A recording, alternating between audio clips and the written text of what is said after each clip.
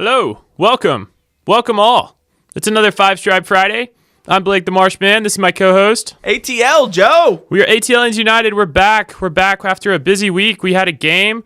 Wow. Where did we play? We played at Mercedes-Benz, but it wasn't actually Atlanta United. It was some weird All Star thing. Did you hear about that, Joe? Yeah, it was Atlanta United's home, playing with the best of the best. Yeah, at least we got our house showcased on national TV. They spoke well of us. Arthur Blank was up in the booth for the TV broadcast. I think they also had Waka Flocka up in the booth, is what I saw.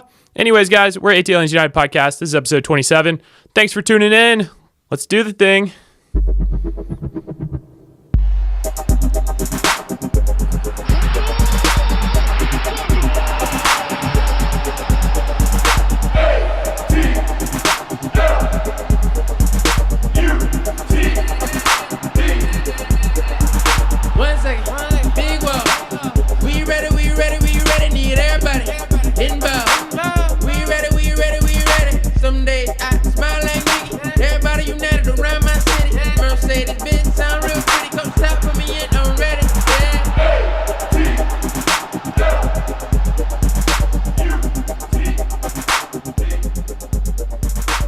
Oh, what a week it was. What a week it was. Hey, guys, if you like our show, give us a good rating. 5 stars for the 5 stripes. And I hope you guys love our podcast. You're the ones that make this happen. Big week in Atlanta. It was MLS All Star. And Blake, you got some more news for us. What's going on? Man, I have all the news, breaking news in the ATL. Let's talk about Atlanta United's star player right now. It's undeniably, and no one would even question it at this point in the season, Josef Martinez. Oh, Josef Martinez. And he made Team of the Week again. He had 2 more goals on the road, in Canada. And now we get a Canadian team coming to our house. And, in between that, Josef also had time to, slide in a quick goal in the All Star game and win the All Star game MVP. So it's been a busy week for Josef. He's had 3 total goals, 2 for Atlanta United, 1 for the MLS All Stars. I can't really say enough about this guy. He's tearing it up. In supreme form. He is really going Super Saiyan on us. Super Saiyan. And I hope this form lasts all the way through to the MLS Cup final. Let's talk about the only thing that's ever brought Josef out of competition. He's torn up the MLS in his 2 seasons. The really only thing that's ever brought him down is injuries. And going into this All-Star game, I have to bring it up. Everyone remembered last year when Greg Garza got, elected to the All-Star game, and Garza gets an injury and pretty much doesn't play the rest of the year. He came back late. He ends up having to get shoulder surgery this year. Still haven't seen, the same Garza we saw before that All-Star game last year. So I think a lot of Atlanta fans had a negative connotation towards the All-Star game going into this game. And at the same time, it was a great spectacle for the city of Atlanta. I think the entire world, a bunch of Italian fans, I'm sure, were tuning in due to us playing Juventus in Mercedes-Benz and wow, that's 70,000 people. Wow, that stadium is rowdy for a friendly. A friendly against another team, just a MLS All Star team. So someone who doesn't play all the time together. Yeah, and we came out, the city came out, and our players performed well. Yeah, and it was really cool. There was a lot of people still tailgating in the Gulch, even though it was raining all day long. And people still got out there, got rowdy, and drinking, tailgating, having a good time out in the Gulch and going into the stadium wet. To a really, really good atmosphere. Although it's not the same atmosphere as when it's all Atlanta fans. There were still Atlanta chants going on throughout the stadium, and they showed a lot of pride in their home team, and there was a lot of neutral spectators there too. Yeah, well, it was great. It was a great spectacle for the MLS. It was a great spectacle for Atlanta. I still think the All-Star game needs tons of reform, and that's just coming from someone that says, why would you have a friendly that risks injuries? And I'm gonna hold it there, because we had no injuries this game, which I think was the biggest win for Atlanta United. All of our players got some game time. They got a little midweek warm-up in for Toronto this weekend, but no one was injured. No one played above 40 minutes. I think the playing time the player had the most was Barco, who, as we spoke about last week in more of a TMZ form, Barco has not been in the team recently. No telling if he comes back into the team, but I enjoyed the All-Star game, Joe. They had Brad Guzan mic'd up live during the game. Have you ever heard of that? Not for a goalie being mic'd up live, and not even a soccer player being mic'd up during game time. I thought that was pretty funny. It was a really good job putting a microphone on him. We got to hear him, and I'm glad he was able to keep it family friendly and didn't drop any F-bombs or whatever other bombs you want to talk about. Yeah, well, I mean, the only other bombs dropping in Atlanta has been this rain. I mean, it rains like every day now. I mean, this is kind of unrelated to Atlanta United, but I looked at the forecast this morning, Joe. It's supposed to rain for like the next 15 days. Like, what's going on? Are we in a tropical storm? Like, I don't really keep up with the weather. Have you gotten a weather report recently? Well, I'm curious if that's going to affect them opening the roof or not, or are they willing to test a rainy day with the roof open? Yeah, and that's the other breaking news side of the roof is that, apparently our roof now opens in 8 minutes flat. That's what they've tested at time and time again. It's going to be part of the pregame ritual for Atlanta United and for the Atlanta Falcons when that season kicks off. Should be really exciting part of pregame. Everyone's pumped. That's a record-breaking time for a robotic sphincter, if you were wondering. Yes. I think it's also the only recorded time for a robotic sphincter. Moving on, let's talk a little bit about the homegrown game, which was the game before the day of the All Star game. Andrew Carleton was the captain of the homegrown team, and then he got MVP of the homegrown game, furthering our belief that he's one of our own. He's one of our own. Andrew Carleton, he's one of our own. And Andrew played great, and I was really impressed with his composure in the spotlight. I think, and I continue to think, and we'll talk about this a little bit later, that this is Andrew Carleton's moment to shine in Atlanta United season. And I think he might get another chance on Saturday. We'll get to that later. Let's talk about the main man that we spoke about at the beginning of the news, Josef Martinez. He is closing down on the all-time MLS scoring record for a regular season. He is at 24 goals. The record right now is there's 3 people tied at 27. That's Wright Phillips, Wondolowski, and I believe Lassiter is the final player back in 1996. But we got how many games left in the regular season, Joe? I believe it's 10. I'd have to go check the schedule again. 10 or 11 games, and he only needs 3 goals to break the MLS single-season record. That is absolutely insane. I mean, he's already broken the hat-trick record. He's shattered every record you can imagine for a player in the league for this few games. But now we're talking about, the MLS record for goals in a season. This guy's playing out of his mind. He's on pace to get over 30. He's on pace for 34 goals, and that would be insane. He would just destroy the record. If he goes out and gets another hat trick or another brace, it's just going to be he's just unstoppable. And it's beautiful that we get to watch him in our hometown. And I want him to keep shooting, keep scoring. I don't care if he doesn't get another assist as long as he keeps shooting. And if he scores every goal for Atlanta for here on out, I'm totally happy with that. Well, right now he's our only goal scorer, but you know what they say, shooters shoot. And Josef's going to keep shooting. I don't really think there's any other relevant news in Atlanta this week. We had the All Star game. That pretty much took up the whole week. Yeah, and no one came out hurt during the All Star game for Atlanta, so that's good news. But Blake, tell me who's hurting on us. Injury report. Injury report. Well, Joe, I know you're going to be devastated about this one. Sal Zizzo just had knee surgery. It looks like he's out for the year. Oh, that hurts bad. Yeah, I don't know what we're going to do. Maybe we can just go sign another one of the old guys.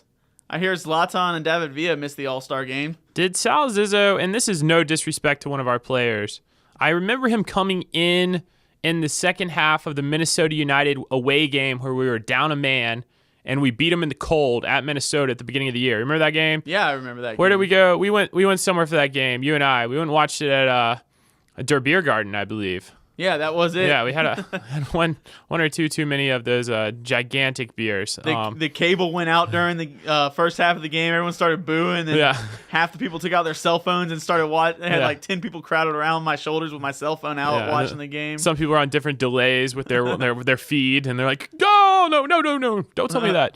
But that was fun. That's the last time I remember seeing Sal Zizzo really in action. Has he featured for us since then? I know we haven't featured him a lot. I believe he got in a couple games. He's gotten in a couple games since that Minnesota game, but he really hasn't progressed all that much and hasn't been a vital player on our team. He's been just a depth piece, and it's something to say though. We are still missing Garza, and McCann has been hurt. Ambrose has had a couple of small minor injuries. That defensive back, Escobar, has ran into the wall a couple times and been knocked out for some games. That's true. It's a little worrisome that another guy on the back line gets hurt, kind of dwindling our depth back there. Definitely. But at the same time, if anyone was going to get hurt that makes the 18 regularly, I'm okay with it being Zizzo. Yeah, I mean, it sucks for Zizzo. Sal, we have nothing against you, man. When you got in, I thought you did okay this year. And he fought hard every time he was in there, but it looks like he's out for the season.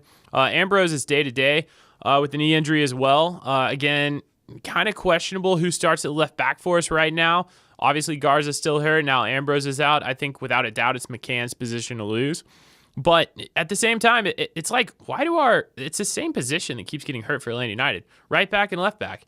And to tack on to that, and to get to what our listeners really want to hear, they're like, oh, well, at least right back's good. Well, actually, we're not, because Escobar is suspended for the next game against Toronto because he's accumulated too many yellow cards. So we don't really have a right back currently going into this Toronto game, and I think that's huge news from the injury report that we don't have a right back. That's going to really throw a wrench into the system. Now we got to figure out, and we'll break it down further when we do our own Tata's tactics, but we got to figure out how are we going to come out formation-wise when we've got all these question marks with all these injuries. Escobar now is out with suspension. Does Barco make his debut again coming back from suspension? Yeah, so our starting two right backs are out for this game, 1 and 2 in the depth chart. And then our starting two left backs are out this game. Garza, and Ambrose and the depth chart. Looks like we'll probably start McCann on the left. The right is to be decided. But enough with injuries. Let's talk about our win and our continued incredible away form. It's time for the recap.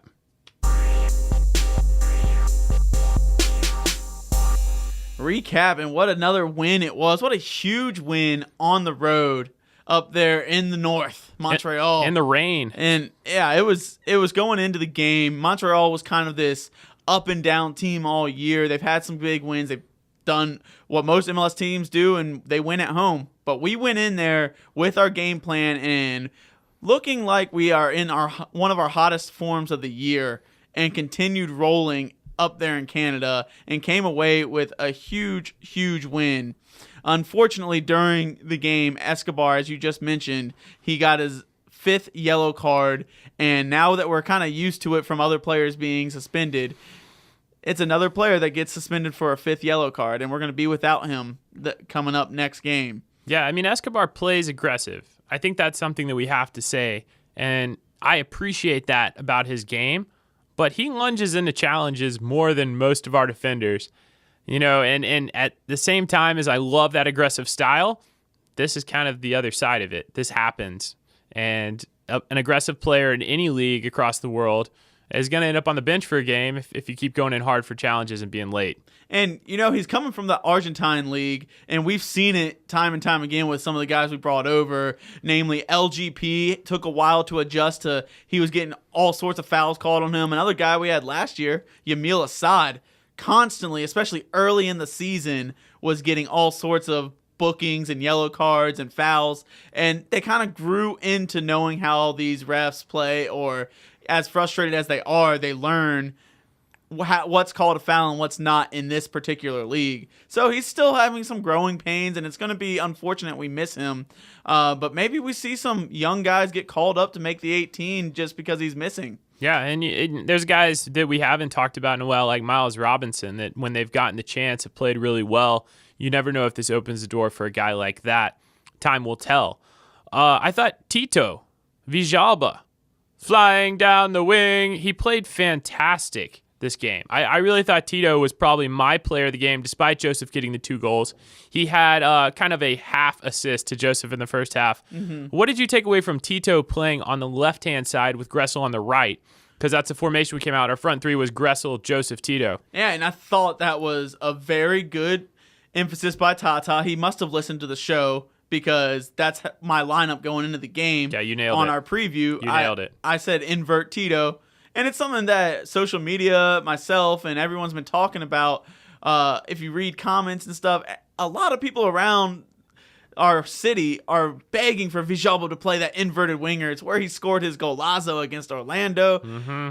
And so he comes out and plays, and I thought he played it pretty incredible.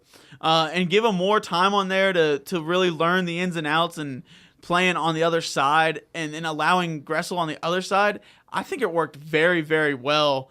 And just adding that speed on that side was just something of just fun to watch. Yeah, I mean, we know that Barco can play there. Obviously, Barco aside, which we're not going to talk about heavily this week, but for our listeners that might have missed last week's episode, obviously Barco is kind of on an indefinite suspension from the team. We have no idea whether he's going to be back this week or not. There was some drama associated with his wife and another one of our players' girlfriends. That's all we'll get into it for now. But the left-hand side is kind of a question mark, especially on that wing. And Gressel slotted it on the right and played great as well, wouldn't you say? Yeah, and Gressel has always been doing good on the right. This whole season, he's been our go-to guy when there's an injury, a suspension, or something. He's the kind of our utility knife in the field, and we can kind of slot him in anywhere, but he's most comfortable and looks the best when he's out on that right wing. And he just creates so many chances, and he's not afraid to take on defenders, and he's got a beautiful pass, and he makes great decisions when passing the ball from that right side. Yeah, so we have a lightning delay during halftime. Rain and lightning continue to be a theme of our week, and continuing on into the weekend, I think we're still looking at rain for tailgating on Saturday.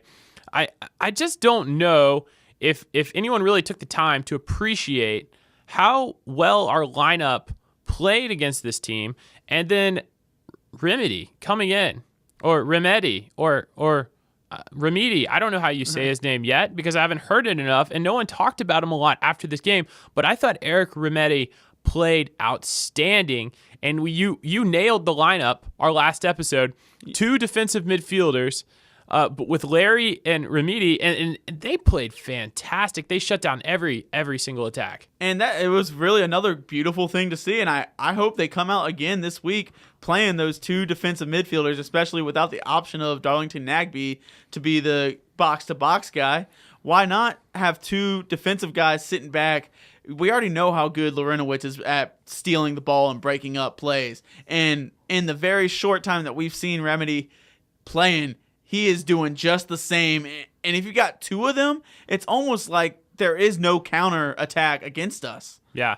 Obviously, the game resulted in Josef getting 2 more goals. The second goal was kind of a cluster of a goal. There was a lot going on in the box. Josef just ends up toe poking it in. They get a late goal. We win the game 2-1. The late goal scared me a little bit because I had a little bit of Dallas 4th of July flashback. I don't know if you had that feeling. Like I did not. Oh my gosh. I was feeling confident. And Josef Martinez playing like a man on fire. Even the rain delay could not put out the fire that is Josef Martinez. So let's talk about, Joe, finally recapping this information. I know we got to move on, but let's just talk about our road form. We are best in the league by a long shot. We have won 7 games on the road this year. Yeah, we're just as good on the road as we are at home. And I might even go as far to say we're better on the road than we've been in our own Mercedes-Benz. And that's incredible and hard words to believe. But we have been on top form on the road, which come MLS playoffs, that's exactly what I want to see. Who's got the best road form going into the playoffs has a chance to go win those 2-legged playoffs where you've got to go to the other person's house and try to get a result. That's exactly what I was going to bring up, is how crucial. Obviously, I was going to hit on something earlier, is that Michael Parkhurst has come out and said, hey, look, we got some speculation about our top players going to Europe. He said that I'm getting older, Larry's getting older. It's Supporter Shield or bust this year. Atlanta is going for it all. We're going all out. So Supporter Shield is the first goal. Playoffs you got to think about, and road form is so crucial in the playoffs. Yeah, and that's so true. So if we can go through and get the Supporter Shield and qualify for the CONCACAF Champions League, that's another straw that you can put in the basket to have some of our stars come back for another season. Reel them back in, even if, Miguel's been talking about going to Europe in 2019. Well, now he could stay with Atlanta through 2019 to go to the or at least early on to go to the CONCACAF Champions League. Very relevant. And Tata Martino is a guy we've already put the offer on the table. He's got an option to sign next year. Well, if he's got the option next year to play in the Champions League, I think it's a guarantee he signs for us again. Let's just say this. I don't know what it is, Joe, and I would love to get your opinion on this before we take it to the next section. What is different about this year? Because we have a lot of the same players versus last year in terms of our road game mentality. Are we just going for the win more? Did we sit back a lot last year? Because we were terrible on the road last year. Yeah, well, last year you got to think a lot of our road games were early in the season because they knew Mercedes-Benz was delayed. So we were just forming a team. Everyone's getting to know each other, how each other plays, and we were playing a little safe on the road, kind of holding on for points and not really going for it. And our players didn't know each other. Well, come around this year, most of the team has played with each other for well over a year now. They know how we play, and they're not afraid of the other MLS. They know that they're one of the best teams in the league, and they want to just go prove it. And they know to make the playoffs and to win Supporters Shield, you got to be good on the road. So there's no holding back. And after all that, I want to do a celebratory beer. Beer of the week! Every week. What do we got this week, Joe? Well, we got another Athens brewery for you guys. This one's Southern Brewing Company. It's a really, really good beer brewing company, and they've got us a beer called Red and Black. For the Red and Black, our 5 stripes, and it's a Friday, 5-stripe Friday, but this is a Berliner style sour, and I want to grab my golden spike that I got from Josef Martinez because they still gave him a golden spike after the All-Star game, even though they didn't announce it to everybody. And this is to you, Joseph. I want to tap it in for Atlanta. ATL Josef Martinez. So this brewery is Athens born and Southern made is what they say. So if you wanted a source of inspiration, you could have asked for better than Athens. Thriving food and music scenes, a vibrant college culture, a small town feel with plenty of Southern charm. The Southern Brewing Company embodies the unique combination that makes Athens so special. I read that straight off their website.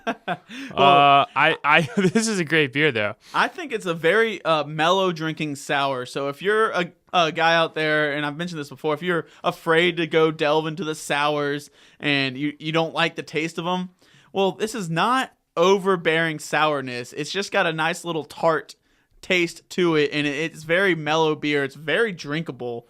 A beer that you can drink all day long, and I don't even know how much alcohol content this one has. They have some fantastic beers. I'm actually on their website right now. You can't really go wrong with anything. This is actually one of their seasonal beers. And this thing is, it's something that if, like you said, if you're not super, like you're afraid of sours, because I bet a lot of guys are like, I'm not drinking a sour. This is a very good middle ground. I mean, you could drink this on a hot summer day by the pool, be excellent. It's not like, oh, I can't even drink this. It's a sour. This is like perfect for that guy that is starting to experiment with sours. Hasn't quite gotten there. And it's got a nice fruity taste. It's got the raspberry, but you can also taste maybe a little blueberry in there. So I really enjoy drinking this beer, and it's 4.5% alcohol. Yeah, so only 11 IBUs. It's a wonderful beer to keep drinking all day long. And to top it all off, it's called Red and Black. And so bold. If you're an Atlanta United supporter, this is a great one to be carrying around with you at the tailgates. Yeah, it's like, we are Atlanta, we are United, we are the red and black and gold. I've never been a huge fan of that song. Do you know that one I'm talking about? I know that song, and We'll I follow enjoy it. where you go. I think we should sing it more because it's short enough to where it's not overbearing with lyrics, but it's got plenty of lyrics in there to be like a singing, chanting song. I enjoy it a lot. That's a pretty good one. Yeah, and to our listeners that haven't been in the supporter section for a game, that's one of the ones that doesn't get frequented as much as Oh Josef Martinez or Oh Atlanta United or He's We Are Big, the A. He's Tall. Oh yeah, We Are the A. Have you guys heard of that one? Anyways, moving on. This is a great beer. The Red and Black is beautiful colors. Maybe they should throw in a little gold on this can. Let's go ahead and preview Toronto. This is what everyone's waiting on. and Atlanta gets to stay right at home, coming back to Mercedes-Benz Stadium, playing one of the teams that Atlanta has not beaten yet, has never been beaten by in Toronto FC. That's kind of a weird thing to say. Yeah, well, last season we've only played them twice, and we went to Toronto last year. We tied 2-2. Tito Villalba had some incredible goals there, showing off his speed. And then they come to town at the very end of the season, right before the playoffs, and they beat us 2-2 on a last-minute Giovinco curler free kick. And I got to say, it was a beautiful free kick. I got to give it to them. And they tied us 2-2 in that game. Let's rewind to last year for our listeners, Joe. I was sitting next to you, and that was a huge game. That was a tremendous game for us because we still had a chance at a first-round bye in the playoffs if we could have beaten Toronto and gotten 3 points. Yeah, that's true. We would have gone all the way up to second place into the Supporters' Shield standings. And on top of all that, to make it hurt even worse, if we had gotten second place in Supporters' Shield standings, by default, we would have qualified to the CONCACAF Champions League because of Toronto FC winning the Supporters' Shield. So we went up 2-1 in that game. You ripped your shirt off in the Supporters' Shield. In the Supporters' Shield. In the Supporters section. Joe rips his shirt off. He's waving it around his head like Joe normally does after we score a very dramatic goal. And Giovinco comes up to strike this free kick. And there's never been more on the line in Mercedes-Benz. We had opened up the top deck, so there was 70,000 plus there. The roof was open for this game. And I looked at you and I was like, Giovinco's going to sink this. Like, he is the best free kick taker in the MLS. He sinks it. I've never been more devastated.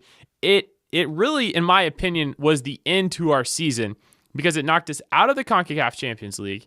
It knocked us out of a first-round bye in the playoffs, which everyone knows we then went to a knockout game against the Crew, and we all know how that one ended last year. If you guys weren't fans of Atlanta United. So Atlanta! Yeah, we got knocked out on penalty kicks after a 0-0, 159-minute draw, or however long it was. I think it was only 120, but you know what I'm saying, Joe.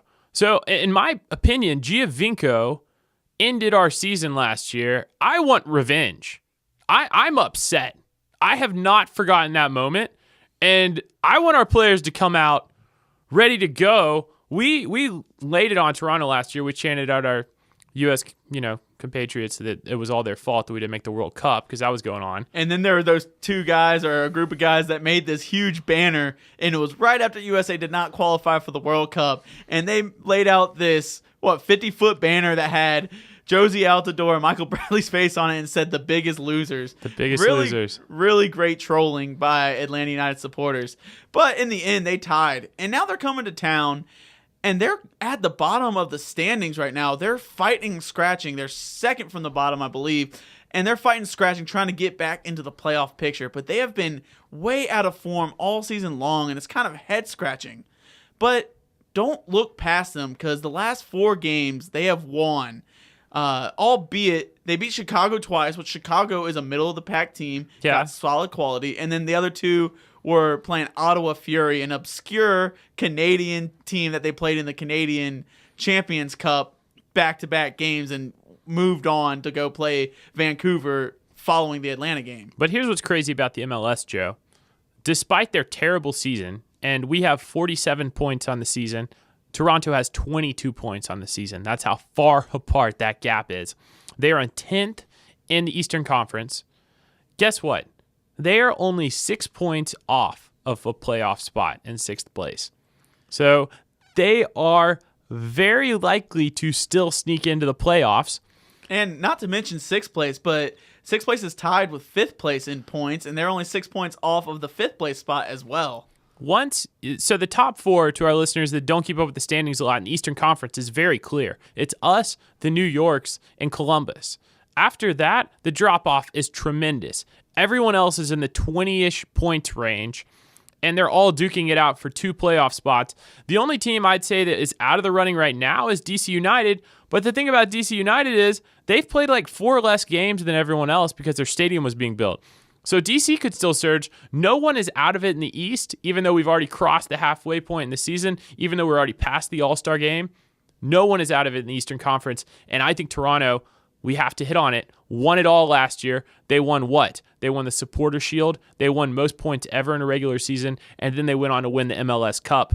This was the best team in the MLS last year. We cannot sleep on them, and Josie Altidor's back. And from their home bragging rights, they also won the Canadian Cup last year as well. So they got 3 trophies last year, which is pretty incredible.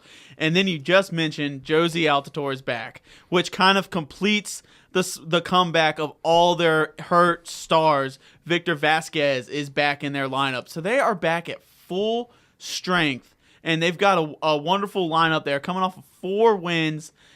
So this is going to be a full-strength, hungry Toronto team, and it's kind of a cool thing that all the Toronto newspapers and all their social media is saying this is now the litmus test. This is the barometer. We're going to Atlanta, who is the class of the league, and they want to measure, have they made the full comeback? Can they come to Atlanta and get a result?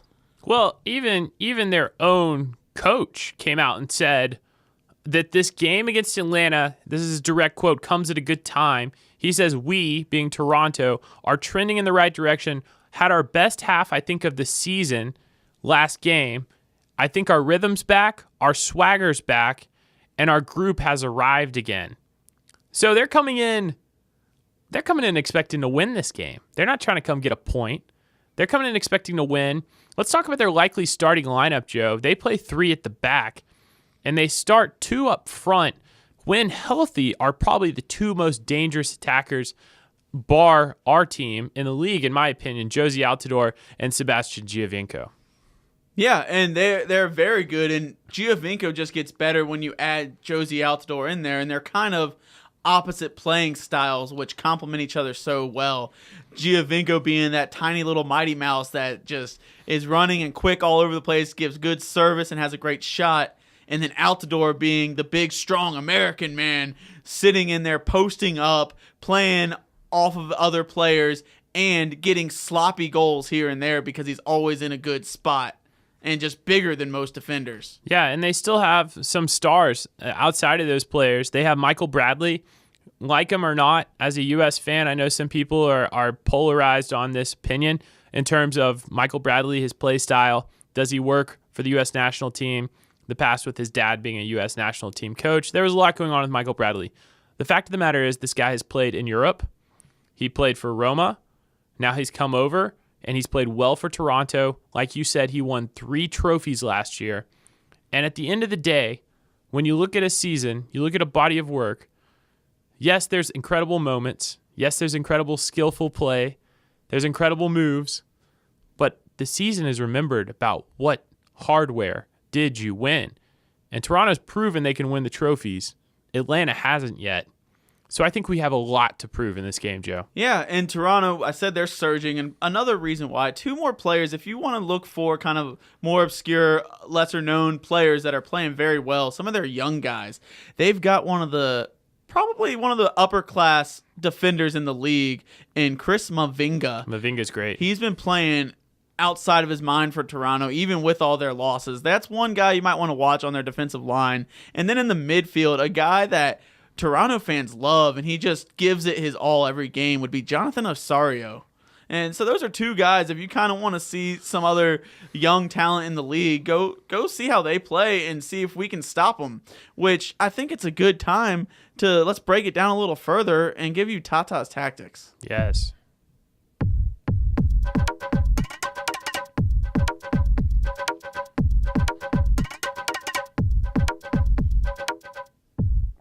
So we got tactics. Let's talk about something that is relevant to Tata and how he's thinking about things. We've already talked about Escobar being suspended.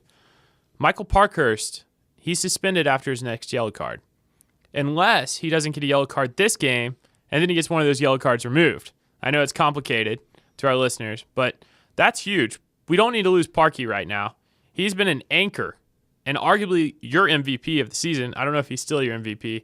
He's kind of faltered off my MVP race for our team. Joseph's but too good. He's so important to our team. He's so vital. And I will say, if we miss Parkhurst another game when we go out there and lose and Parkhurst comes back and we get back on the winning train, he might come back to being the most valuable player in terms of being valuable. Yeah, he got about 30 minutes of the All Star game on Wednesday night, and now he's coming in, and this is something that I'm not sure if Tata is thinking about this, but this is Tata's tactics. I think you have to have a little whisper in Parky's ear before the game, if you're Tata, be like, hey, Parky, play your style, but be careful out there.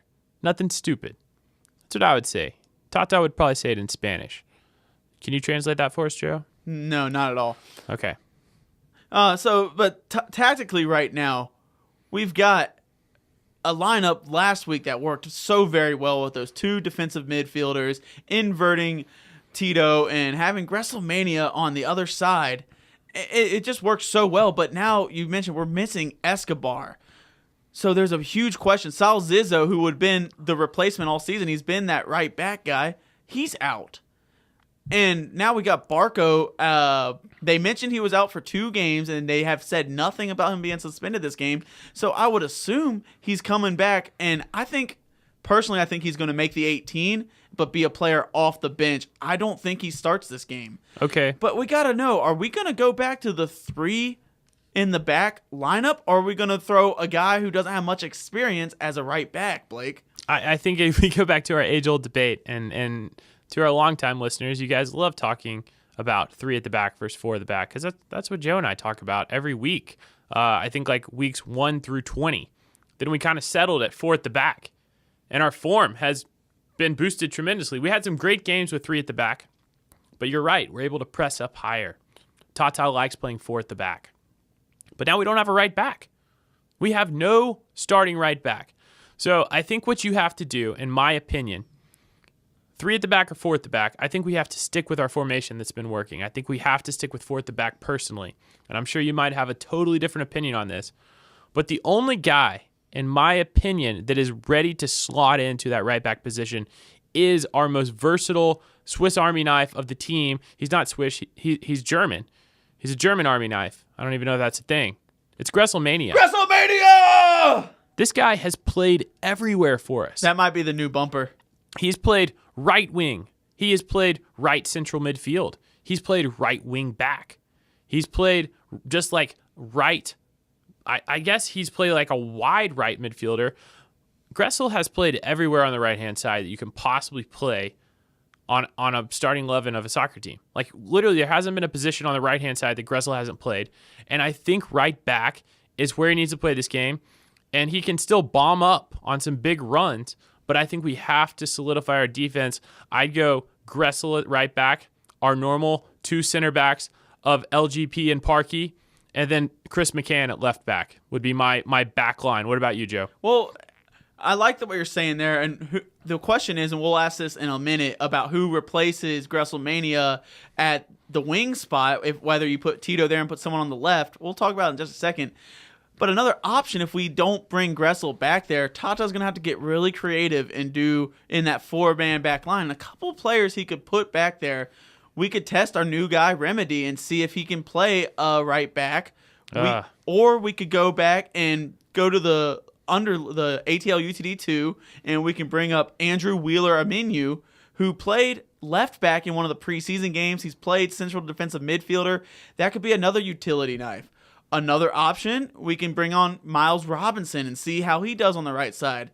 Or even further stretch, and we can bring up another really young kid. I believe he's only 17 years old, but he's been a very good homegrown player for us, and George Bello. Yeah. And that would be very exciting to see how he is, but he might not just be ready just yet. I just wouldn't bring a 17-year-old George Bello, who hasn't even touched the first team, into the game against a team that won 3 trophies last year, is starting to catch some form, and is coming for our throats. And it's a team we've never beat, and it's a crucial game for the Supporter Shield. You got to put experience in there. I go WrestleMania. I think you brought up some great options. I think Miles Robinson's played great at center back when he's played this year, but I don't think Miles Robinson's a right back. That's just my take on it. Yeah, and then the final option, we said 3 in the back. Well, 3-5-2. We can go with our LGP, and Chris McCann usually drops back in there, who's played very well, and Parkhurst in the back. Mm-hmm. You have Gressel as a right wing back, and oh man, you put Larry in the back and McCann on the side, and then it gets all convoluted, man. I think we got to stick with 4 at the back. I think that's what we got to do. This is going to be a fun game to see how Tata comes out and do it, because he's got to get very creative. But all in all, it's all about the attack for Atlanta United, and we're going to say, hey, Toronto, we're going to play this game and score more goals than you. And we've got the best goal scorer in the game right now in Josef Martinez. So we've got other guys to flank him, and Miguel Almiron's healthy. Tito Villalba's healthy. They're still going to be flying. Gressel's going to play. The question is Barco going to get in there, or is Carlton going to see the field? Here's my answer for you, Joe. I don't know what's going on in the locker room. I have no knowledge of the situation in full. We have rumors on social media. We have a lot of radio silence from the front office. We have not had any interviews confirming or denying the reason that Barco's suspended, which is shocking to me because if I'm a reporter, I'm just going to ask the question. So who's hushing the reporters? It's a very bizarre situation. And to catch our listeners up, we really don't know why Barco's benched. There's a lot of rumors. Some are confirmed, some are denied. Is what it is. But I think that whatever is surrounding this guy, you saw it at the All Star game, he's separate from our team. The team released some pictures of the All Star game. Barco obviously made the All Star team. Miggy and Josef are hanging out. Barco's off by himself. They showed him walking down the tunnel before the game. Miggy and Josef are walking. The whole All-Star team was walking, and the Barco was the last one out all by himself, heading out to the field. Very, very interesting. I don't know what to take from this, and this is deeper than Tata's tactics. This is actually Tata's, kind of decision-making and leadership in terms of the team and the team morale, and if he has the team behind him. But I'm suspecting that we don't even see Barco on the bench this game. That's my personal opinion. I think if we see Gresselmania drop back to that right back spot, I think what we're going to see is Tito go back to the right-hand side. And I really think after his MVP performance in the homegrown game, Andrew Carleton is showing some sparkling form right now. This is his chance to shine. I hit on it earlier. I'm going to say it again. I could not be more excited if Andrew Carleton gets a start against the defending MLS champs, Supporter Shield champs. Like, this would be the game for Carleton to come in and show the league that he can take over that left wing spot. And Blake, all of Atlanta, all of Georgia is hoping you are right on this. When Carlton made the start and they announced his name at Mercedes-Benz Stadium, that was the biggest eruption I heard for anybody being announced in the starting lineup. So I would love to see him come in. I don't know if Tata's ready to do that. He just, for one reason or another, doesn't think he's quite ready, but he has shown that he's had a little bit of faith in him. All in all, though, I think this is going to be a shootout of a game, and Toronto's going to come and bring their all. But Atlanta is right there being one of the hottest teams and the best team in the league. I think Atlanta's going to come out and show their guts and glory. They're going to score plenty of goals, and I'm going to see like a 3-2 game this weekend. Wow. And it's going to be a fun tailgate. It's going to be wet, so bring your ponchos and drink some plenty of beer, Blake. Who do you think's going to win this game? So if I have to look at it in terms of Atlanta United, shaded glasses versus what I actually think this game's going to go, I think this is a terribly scary game. We played some starters in the middle of the week, but then Giovinco played as well in the All-Star game. Josie Altidore is healthy. Toronto thinks they're coming in hot. I think whoever scores first wins this game. I know we haven't always scored first, and we've even won games later on that we haven't scored first. But I think whoever scores first wins the game. I think we get this game. I think we score first. I think Josef stays hot. We win it 2-1. But I'm telling you, Toronto could come out flying, and we have to be very, very careful. I don't think this is a draw either way. Both teams are going for the jugular because both teams need 3 points. A point for both these teams does nothing. We need 3. They need 3. Let's see what happens. All right, thank you, guys. You heard it straight from Blake himself. Atlanta's going to win this weekend 2-1. And thank you for listening. This is ATLians United. I'm ATL Joe, and that's been Blake the Marshman. Thank you, and listen to us next week. We do this every single week. Give us 5 stars for the 5 stripes. We do it for you guys. Thanks for listening. Have any suggestions? Feel free to, tweet at us, slip in our DMs. Isn't that what the kids say? Isn't that what Barco did?